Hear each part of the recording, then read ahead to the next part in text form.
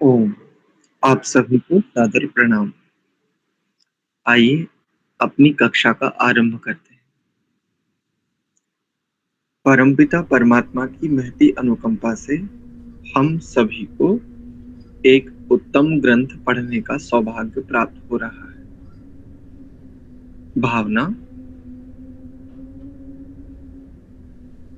प्रभु आप हम सभी की सदैव रक्षा करने वाले,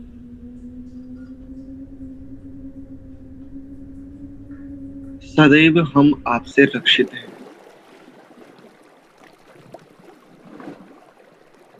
आपके अनुकूल हों तब भी आपसे रक्षित हैं। आपके विरुद्ध आचरण करते हैं तब भी आप अपनी कृपा से, न्याय से, दंड से, अनुशासन से हमारी रक्षा ही करते हैं।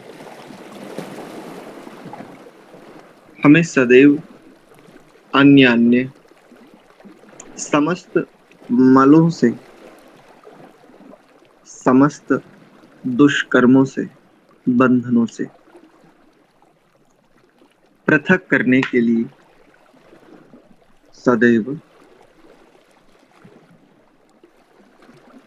अपनी कृपा, दया, न्यायपूर्वक हमें अपने रक्षण में सदैव आच्छादित किए रहते हैं। आपकी महिमा अपरंपार है।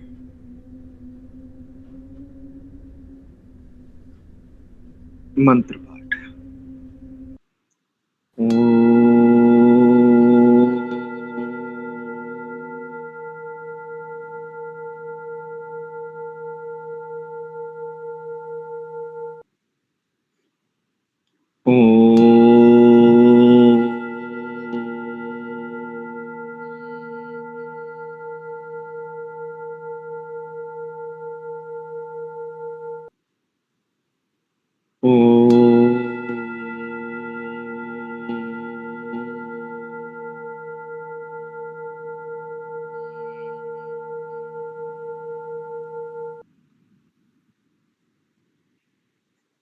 ॐ सहना भवतु, सहनौ भुनक्तु, सह वीर्यं करवावहै, तेजस्विनावधीतमस्तु मा विद्विषावहै।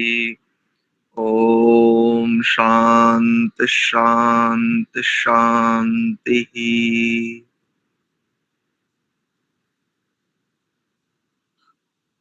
ओम, आप सभी का पुनश्च हार्दिक स्वागत एवं अभिनंदन संस्कार विधि स्वाध्याय की इस कक्षा में। हम स्वस्तिवाचन नामक प्रकरण पर विचार कर रहे हैं। इसके 11 मंत्रों तक हम शुद्ध उच्चारण, सरलता से उसका भाष्य, तदनुकूल आचरण आदि हम गंभीरता पूर्वक विचार करने का यत्न कर रहे हैं। आज हम स्वस्ति वाचन के 12वें मंत्र को उच्चारण और अर्थ आदि की दृष्टि से देखेंगे।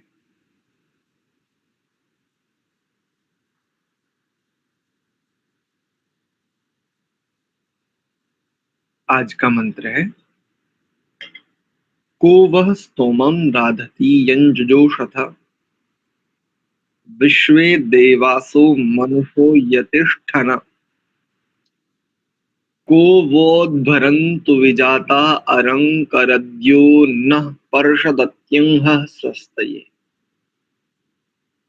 देखिए, सबसे पूर्व इसका उच्चारण देख लीजिए। मेरे पीछे दोहराते हुए चलेंगे तो आपको अच्छे से पकड़ में आ जाएगा। बार बार आपको पृथक से शुद्ध कराना नहीं होगा। देखिए, को वह स्तोमन राधति, स्तोमन राधति, स्तोमम नहीं करेंगे यहाँ पर, रा के कारण से इसको ना स्तोमन राधति। यन जुजोषथ, पिछली कक्षा में किसी ने पूछा था कि यदि अनुस्वार के उपरांत ज आ जाता है तो उसका उच्चारण इया होना चाहिए, आप ना क्यों करते हो?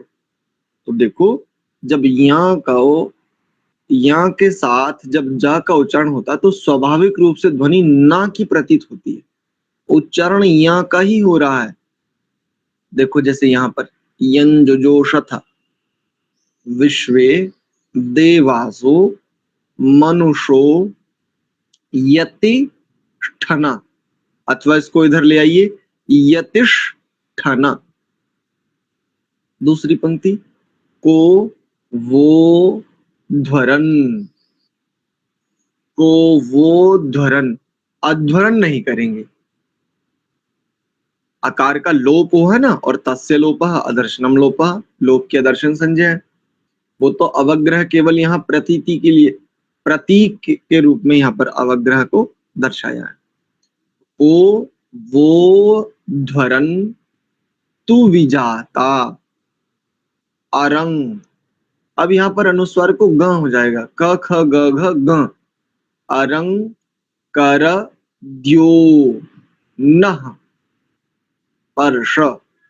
एक तो ये हो सकता है, और एकदम शुद्ध देखें तो नफ पर्श, यानी यहाँ उपध्मानी है, विसर्ग को उपध्मानी हो जाएगा, नफ पर्षदत्य, ऐसा नफ पर्षदत्यंग स्वस्थय। अब यहाँ पर भी एक तो ये है ह स्वस्थय करें, और एक हस स्वस्थय करें, यानी दो सकार हो जाए, विसर्ग को भी अर्ध सकार दंत सकार आदेश हो जाए, नफ पर्षदत्यंग हस स्वस्थय, ऐसा हो जाए। ये एकदम शुद्ध पाठ है, दोनों में से कोई भी देख सकते हैं। ऐसे ही प्रथम पंक्ति में को वस्तोमन राधते यंजुजोषथ, संहिता पाठ देख लीजिए एक बार। ओम को वस्तोमन राधति यंजुजोषथ विश्वे देवासो मनुषो यतिष्ठना, को बोध्वरन्तु विजाता अरंकरद्यो नः पर्षदत्यंह स्वस्तये।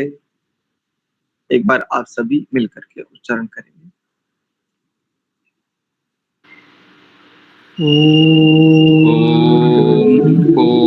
सोमन राधति यंजुषथ विश्वे देवासो मनुषा यतिष्ठना, को वो ध्वरं तु विधाता अरंकरद्यो न पर्षदन्त्यः स्वस्तये।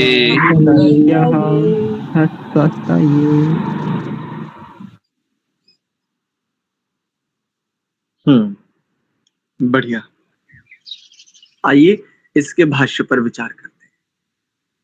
देखो, विश्वे देवासः मनुषः, विश्व के समस्त देव मनुष्यों अर्थात विद्वान पुरुषों, संक्षेप में कहें तो समस्त विश्व के विद्वानों। विद्वान किसको कहते हैं? जो विद्यावान है उसे विद्वान कहते हैं। आगे है यतिष्ठना, जितने भी तुम हैं सभी लोग, आप सब लोग विचार कीजिए, यंजुजोषथ, जो स्तुति करते हो अथवा तुम्हारे द्वारा की गई स्तुतियां, कह कौन है? वह जो तुम लोगों के स्तोमम स्तुत्य वाक्यों को राधति सिद्ध करता है, अर्थात सफल बनाता है। वह कौन है जो तुम लोगों की स्तुतियों को सिद्ध करता है? तू विजाता, हे अपरिमित ज्ञान वालों, या तू विजाता का एक और अर्थ क्या किया? अनेक जन्म धारण करने वालों। दो अर्थ इन्होंने किए हैं। अपरिमित ज्ञान वाला, ये भी तुविजाता का एक अर्थ है, और अनेकों जन्म को धारण करने वालों को भी तुविजाता कहते हैं। ये प्रत्येक आत्मा के लिए हो सकता है, क्योंकि प्रत्येक आत्मा अनेकों जन्मों को धारण करने वाला होता ही। वह तुम लोगों के अध्वरम यज्ञ को कह अलंकरत, कह अलंकरत, जैसे अलंकृत है ना, अलंकृत, तो बिल्कुल ऐसा ही है यहाँ पर। कह अर्थात कौन, अलंकरत कौन, अलंकृत अर्थात पूर्ण करता है। इस प्रश्न को, ये जो प्रश्न यहाँ पर किया गया है कि कौन ही आपको अलंकृत करता है, आप जो स्तुतियां कहते हैं इनको कौन सिद्ध करता है, सफल कौन बनाता है। तो दो तीन इसमें प्रश्न इस प्रकार के हैं। आप देखो इस प्रश्न, ये जो प्रश्न है इनका उत्तर इसी में दिया। यह जो नह अस्माकम, हम सभी के, अहं अंह पाप को अति परशत दूर करता है। जहां पर प्रथम ईश्वर स्तुति प्रार्थना उपासना नामक प्रकरण के प्रथम मंत्र में ही हमने एक वाक्य देखा था, दुरितानि परासु विश्वानि दुरितानि परासु।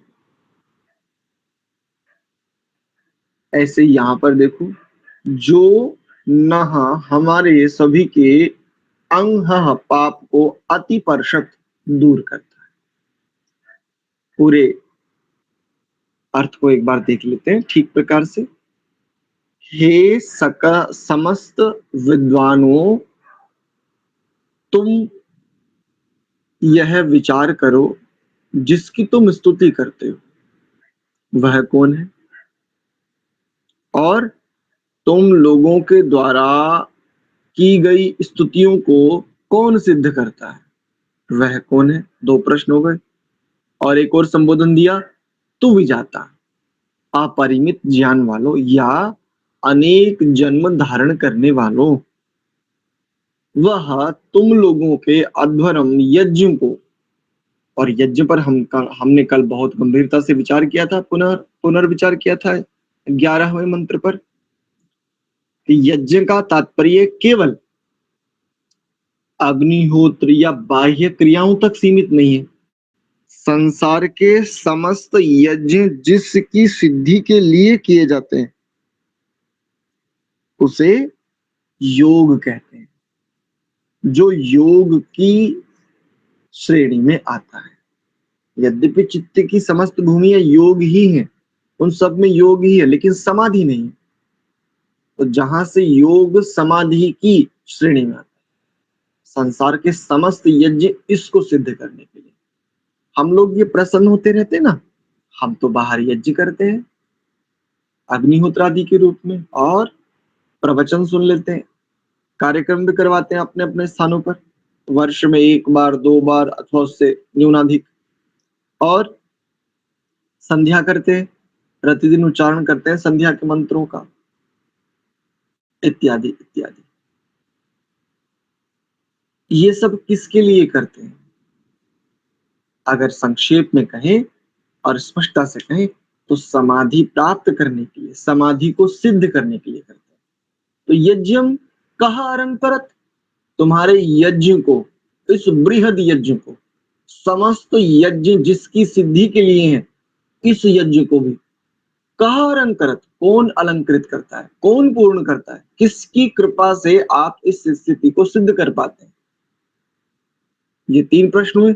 और अब उत्तर दिया, यह जो न हमारे अंह, जैसे पीछे मंत्र में एक शब्द आया था आघ, तो आघ भी पाप शब्द के लिए प्रयोग किया जाता है, यहाँ पर अंह ऐसा प्रयोग है।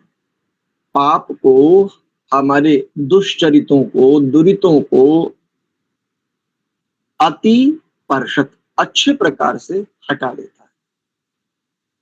वही हमारे यज्ञ को अलंकृत करता है, पूर्ण करता है, वही हमारी स्तुतियों को सिद्ध करता है, और वही हम सबके जो स्तुति करने योग्य है वही है जो हम सभी को पापों से छुड़ा देता है। जब आप गायत्री मंत्र का जप, अर्थ और तदनुकूल भावना करते हैं तो वहां पर देखो, जब प्रथम ही 3 महाव्याहृतियों को देखते हैं तो भू का अर्थ भूरिति वही प्राणः, और भुआ का अर्थ भूरित्यपानः, और इसका भाष्य करते हुए, इसका भाषार्थ करते हुए स्वामी जी लिखते हैं, जो स्वयं समस्त दुखों से रहित है और जिसका संग करने से जीव भी दुखों से छूट जाता है। इस एक महाव्याहृति का वहां पर भाषार्थ करते हुए स्वामी जी लिखते हैं, स्वामी दयानंद जी, कि जो स्वयं समस्त दुखों से अत्यंत रहित है और जिसका संग करने से जीव भी दुखों से छूटता जाता है। ऐसे ही यहां पर कहा कि जो हमें अति परशत दूर कर देता, अच्छे प्रकार से हटा देता अंग पाप से। अब भावार्थ के रूप में देख लीजिए, हे विद्वानों, आपके द्वारा जो स्तुत्य है, आपकी स्तुतियों को कौन स्वीकार करता है? किसके कारण से आपकी स्तुतियां सिद्ध होती हैं?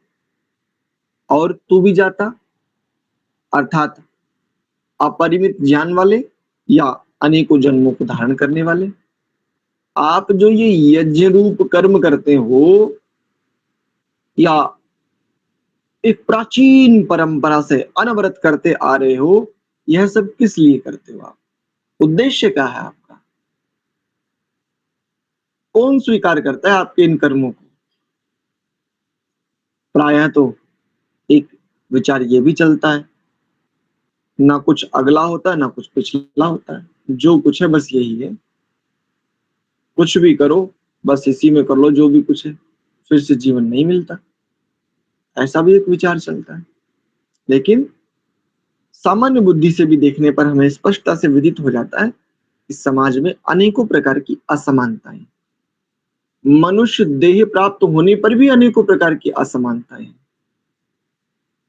स्वस्थ स्थितियां प्राप्त होने के उपरांत भी पारिवारिक स्तर पर अनेकों प्रकार की असमानताएं, अर्थात यही असमानताएं इस बात को निर्देशित करती हैं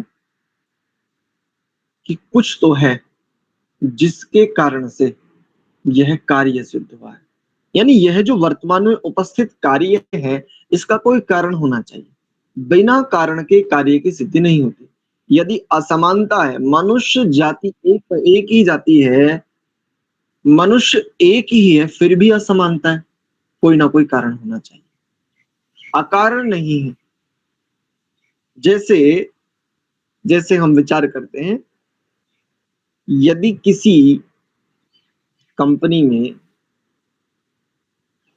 कोई प्रोडक्ट बनाया जाता है, कोई उत्पाद बनाया जाता है, तो वो एक ही प्रकार से बनता है और एक ही प्रकार का होता है। ठीक ऐसे ही मनुष्य नामक जो सत्ता है, सब कुछ एक ही जैसा है इसके पास, सभी के पास, फिर भी असमानता है। बस यही असमानता इंगित करती है कुछ ना कुछ पूर्व का, जिसे हम कारण कहते हैं, वह अवश्य रहा है। इसी कारण को कई लोग भाग्य के नाम से जानते हैं, इसी कारण को कई लोग भाग्य के नाम से भी पुकारते हैं, कुछ लोग प्रारब्ध भी इसी को कहते हैं, कुछ लोग इसी को कर्माशय के रूप में भी स्वीकार करते हैं, इत्यादि। तो हमारे पाप को जो हटाता है, बस वही है, वही हमारे लिए स्तुत्य है।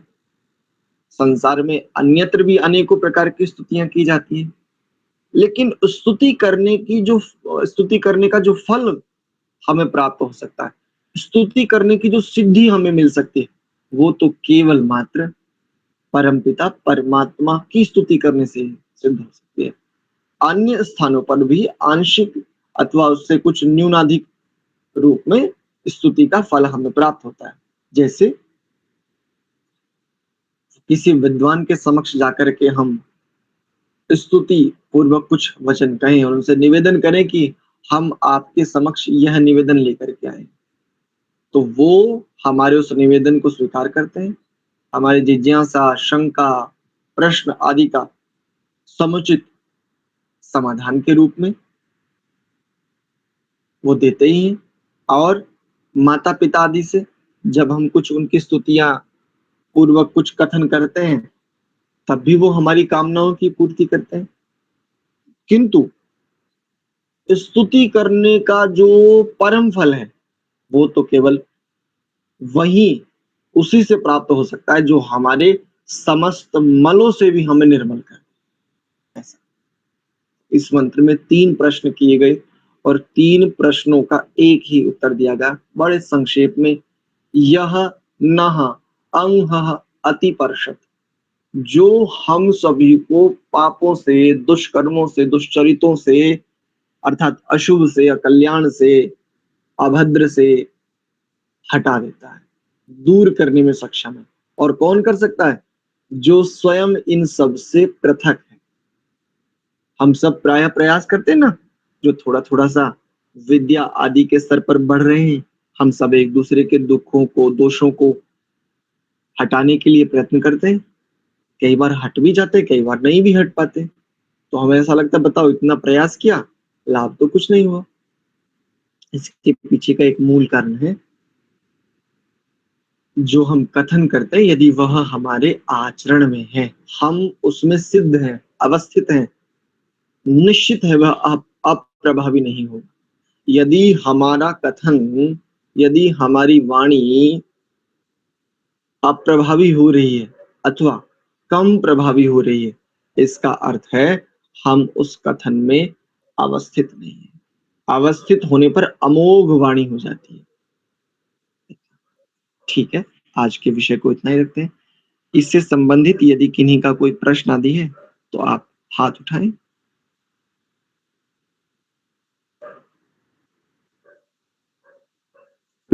ठीक है जी, जी रवि जी।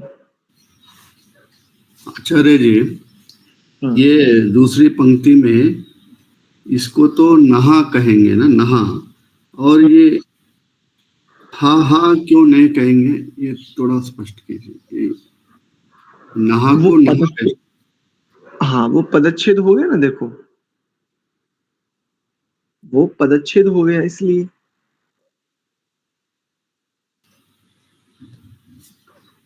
इसको देखो ऐसा, देखो यहाँ पर परषत, अति, अहम, जब पदच्छेद करेंगे इसका, परषत, अति, अंग, ऐसा हो जाएगा। पदच्छेद में ये 3 शब्द निकलेंगे, परषत, अति, अंग। ठीक है जी। ये अंग है, अहा।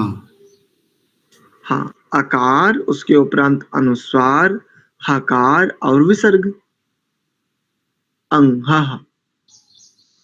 अहा। ठीक है जी। गौरव। आचार्य जी, अमोघ वाणी मतलब क्या?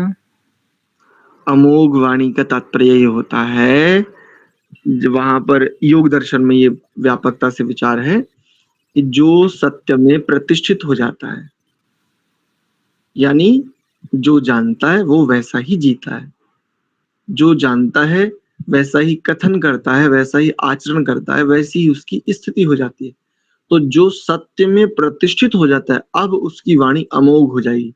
वो जो कुछ कहेगा वही घटित होगा। प्रकृति में अगर वह कुछ कहेगा तो वही घटित होगा, उसमें मर्यादा होती है। ऐसा नहीं कि वो कुछ भी कह दे, ऐसा नहीं कि अच्छा कोई कहेगा अच्छा अगर ऐसा है तो कोई तो ऐसा होगा जिसकी अमोघ वाणी है, उससे कहो कि संसार के समस्त जो दुष्ट मनुष्य है उनका सर्वनाश हो जावे। तो मर्यादा का अतिक्रमण कभी नहीं करते योगी लोग। योगियों के ये सिद्धि प्राप्त होती है तो वहां पर अमोघ वाणी, यानी जो वाणी निष्फल नहीं होती। जैसे वो कहते हैं किसी को कि सौभाग्यमस्तु, शतायु भव, ऐसा कुछ आशीष देते ना, तो इसके पीछे का ये है कि वो दृष्टि से देख लेते हैं। उनकी दृष्टि में भविष्य को देखने की सामर्थ्य आ जाती है। ये नेदम भूतम भुवनम भविष्यत परिगृहीतम अमृतेन सर्वम। तो वह आत्मा मन की शक्तियों से भविष्य में भी झांकने की स्थिति को सिद्ध कर लेते हैं। इसलिए वह वही कथन कहते हैं जो एक आत्मा के अधिकार क्षेत्र में। जैसे योगी के लिए कथन कहा जाता है, जैसे परमात्मा सृष्टि करते हैं ऐसे ही योगी भी अनेकों प्रकार की छोटी मोटी सृष्टियां कर सकता है। योगी को परमात्मा की कृपा से यह सामर्थ्य प्राप्त हो जाता है, तब भी कोई भी योगी इस मर्यादा का अतिक्रमण नहीं करता, कोई भी सृष्टि के साथ निर्माण छेड़छाड़ कुछ नहीं करता, क्योंकि उसको ये स्पष्टता से बोध हो जाता है कि ये मेरे अधिकार क्षेत्र की स्थिति नहीं है। भगवान कृष्ण ने युद्ध आदि में इस प्रकार के कुछ क्रियाएं युद्ध के समय उन्होंने की, ऐसा दिखाया जाता है। ठीक है, चलिए और जी, किन्होंने आचार्य जी एक और था हमारा, ये नहा मतलब क्या हो जाएगा, यहाँ पे फ आ जाएगा क्या? नाह का अर्थ हो जाता अस्माकम, हम सभी के लिए, हमारे लिए। आचार्य जी उच्चारण का पूछ रहे हैं हम, मतलब उसमें फ आ जाएगा क्या ना के बाद विसर्ग का संहिता पाठ कहाँ में? पर? हाँ सही, करद्यौ नहो। करद्यो न, हाँ तनिक रुकिए मैं देख लेता हूँ। करद्यो नफ, फ आ जाएगा, फ नफ पर्श, जी करद्यो नफ पर्षदत्यं हस्वस्तये, हस्वस्तये नफ, ऐसा। जैसे धियो यो नः प्रचोदयात, एक ये पद आता है और एक धियो यो नः प्रचोदयात ये आता है। ऐसे यहाँ पर उपध्मानी, इसको उपध्मानी आदेश हो जाएगा। और वहां पर दत्यं हस्वस्तये, यहाँ पर विसर्ग को अर्ध सकार यानी दंत सकार आदेश हो जाएगा। आचार्य जी फिर ये को बहा यहाँ पे भी सकार कर सकते हैं? हाँ बिल्कुल, मैंने तो सकार ही किया था, मैंने तो सकार का ही उच्चारण किया था। ओम को वस्तो मंदादति यंजुजोषथ विश्वे देवासो मनुषो यतिष्ठन को वोध्वरन्तो विजाता अरंकारद्यो नः पर्षदत्यं हस्वस्तये। देखो हमने तो यही उच्चारण किया था। जी जी आचार्य जी। ठीक है, ठीक है। रामपाल जी कोई प्रश्न है? हाँ जी जी आचार्य, यतिष्ठन का अर्थ बता दीजिए। यतिष्ठन, यतिष्ठन का अर्थ है आपका, विचार कीजिए। यतिष्ठना कि तुम जो विद्वान पुरुष हो, विद्वान हो, तुम ये विचार करो, तुम्हारे द्वारा ये विचारणीय है। यन जो जोश था कि जिसकी तुम स्तुति करते हो, ऐसा। यहां पर एक प्रकार से अलंकारिक वर्णन है। यद्यपि विचार करने की आवश्यकता विद्वानों को नहीं है, विचार तो हमने करना है, विद्वानों की सहायता से हम विचार कर रहे हैं, किंतु कथन ऐसा कहा गया कि तुम विचार करो। यतिष्ठना, यहाँ पर कथन तो यह है कि जैसे ये कहा गया कि विद्वानों तुम विचार करो। वस्तुतः विद्वानों के लिए ये कथन होते हुए भी हमारे लिए कथन है कि आपकी सहायता से, आपकी दृष्टि से, आपके सहयोग से हम ये विचार कर पाए कि तुम जो यन जो शत, तुम जो स्तुति करते हो जिनकी, वह स्तुति को कहा वह स्तुमम राधति, वो कौन है जो तुम्हारे स्तोम अर्थात स्तुतियों को सिद्ध करता है। इस प्रकार से। ठीक है जी, जी धन्यवाद। ठीक है, चलिए। हाँ गौरव। आचार्य जी विद्वानों के गुण क्या क्या होंगे? विद्वानों के अनेकों गुण होते हैं वैसे तो, किंतु विद्यावान जो है वही विद्वान है। और विद्या किसको कहते हैं? तो सा विद्या या विमुक्तये, विद्या वही जो मुक्ति की ओर ले जाए, कर्म बंधनों को छुड़ा दे, संसार के समस्त दुखों से जो हमें बचा ले। प्रत्येक आत्मा निरपवाद रूप से समस्त दुखों से छूटना चाहता है, और दुखों के 3 प्रकार के विभाजन करते हैं वो। वहां पर कहते हैं ना, अथ त्रिविध दुखात्यंत निवृत्ति अत्यंत पुरुषार्थ। ये पुरुष का अर्थ प्रयोजन है। सांख्य दर्शनकार प्रथम ही सूत्र में कहते हैं ये पुरुष का अर्थ, अर्थात पुरुष का यही प्रयोजन है कि 3 प्रकार के त्रिविध दुखों की अत्यंत निवृत्ति के लिए अत्यंत पुरुषार्थ, यही प्रयोजन है प्रत्येक आत्मा का। तो विद्वान विद्यावान को कहते हैं, यानी विद्या जिसके आचरण में है ऐसे को विद्वान कहते हैं। और विद्या किसे कहते हैं? तो विद्या वही जो मुक्ति की ओर ले जाए, जो मुक्ति के पथ को बिल्कुल ऐसे प्रदर्शित कर दे जैसे हाथ के ऊपर रखा हुआ आंवला, हस्तामलकवत। हथेली के ऊपर आंवला रखा हो तो बड़े स्पष्टता से दिखता है। हाँ, तो बिल्कुल ऐसे। ठीक है गुरु जी आचार्य। ठीक है, चलिए आज की इस कक्षा को यहीं विराम देते हैं। प्रभु के लिए बहुत सारा धन्यवाद, जिनकी कृपा से हम कुछ जानने, सीखने, समझने का यत्न कर रहे हैं। हमें सौभाग्य प्राप्त हो रहा है, हमारी श्वासें बची हुई हैं, हमारे प्राण अभी भी शेष हैं, इस जीवन में अभी भी जीवन विद्यमान है, और मुझे प्रभु कृपा से प्रतिदिन वेद को पढ़ने का सौभाग्य मिल रहा है। प्रभु आपकी इस कृपा के लिए हम आपके अत्यंत आभारी हैं। हम आपको अत्यंत कृतज्ञता से नमन करते हैं। प्रणव का उच्चारण।